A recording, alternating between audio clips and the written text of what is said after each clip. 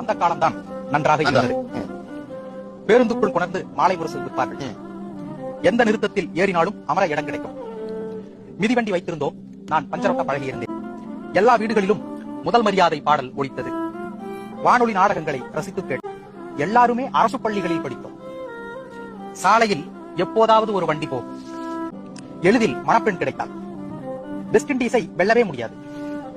சந்தைக்கு போக 10 ரூபாய் போதும். முடிவெட்ட 2 ரூபாய் தான். நகரத்தின் எல்லா கடைகளிலும் மிரட்சியின்றி நுழைய முடியும். யுவதிகள் பாவாடை தாவணி உடுத்தினர். சிலிண்டர் மூடுதுணி போல் யாரும் நைட்டி அணியவில்லை. ராமராஜனை விரும்பி ரசித்தோம். அதிகாலைகள் பறவை கீச்சுகளால் நிரம்பி இருந்தன. புது துணிகளை விசேஷங்களுக்கு என்று உடுத்தாமல் வைத்திருந்தோம்.